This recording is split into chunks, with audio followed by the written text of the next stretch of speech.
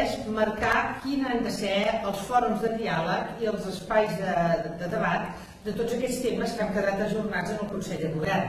I aquest és, doncs, el principal motiu de dir trobem-nos i parlem. Posem-nos d'acord per decidir que realment els fòrums siguin els que tots acceptem i tots entenem.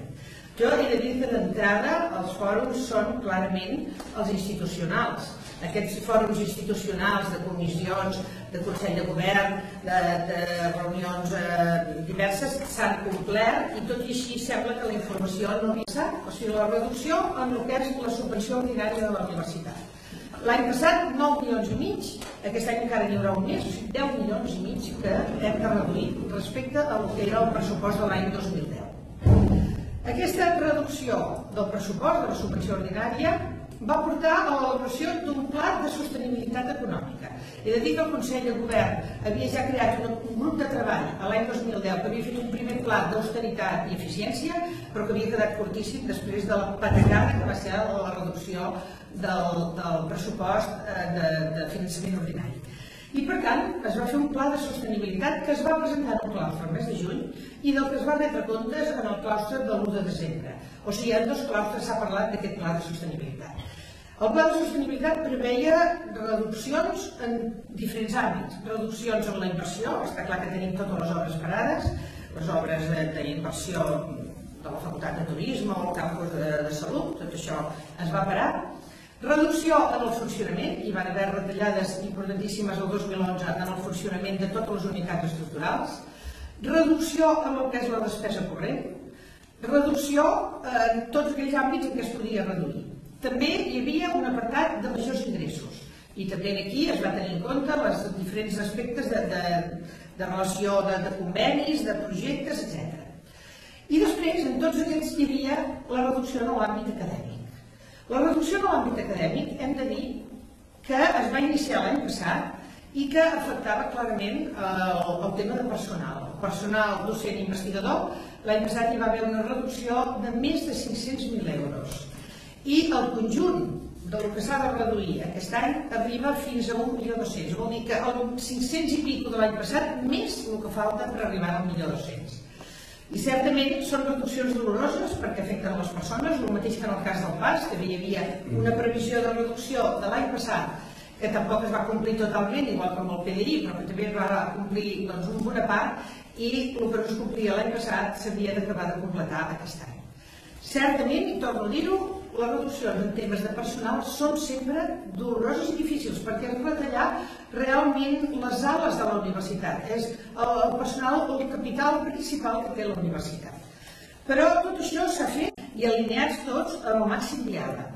Jo crec que la Universitat de Girona, que és una universitat d'unes dimensions jo diria molt humanes, molt properes, que tenim molta proximitat amb totes les persones, les enquestes que fan els estudiants ho diuen sempre, una de les coses que es valora, la proximitat, el diàleg, el debat i les trobades que facin falta i que convinguin.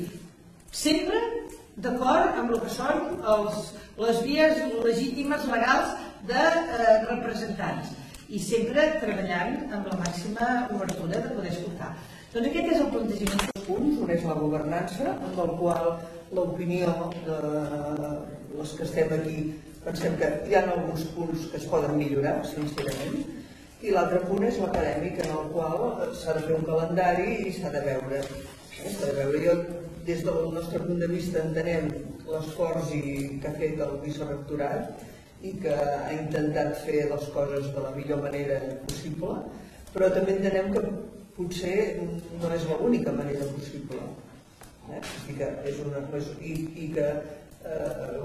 és un canvi molt fort amb una cosa que fa 3 dies que teníem uns plans d'estudis que havíem aprovat, que havíem fet, que havíem meditat i que cadascú ha fet una adaptació crec que complicada i penso que cada professor en el seu àmbit de la millor manera possible.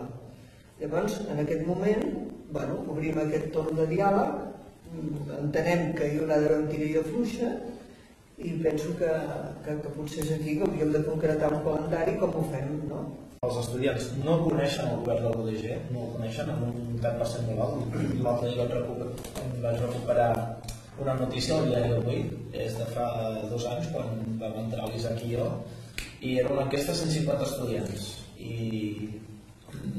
tants percents molt alts ni coneixien el govern, ni coneixien qui es presentava, ni teníem ni idea de qui votaríem. Això està clar que no és correcte, i jo em plantejo que què s'ha fet en aquests 2 anys per solucionar això, que és un problema evident, i no se m'acudeixen mesures. Fa temps que demanem de poder no tindre els correus, no ens fa falta tindre els correus, però sí una llista que sigui estudiants Politècnica o estudiants dret o estudiants el que sigui, i poder enviar correus a les llistes.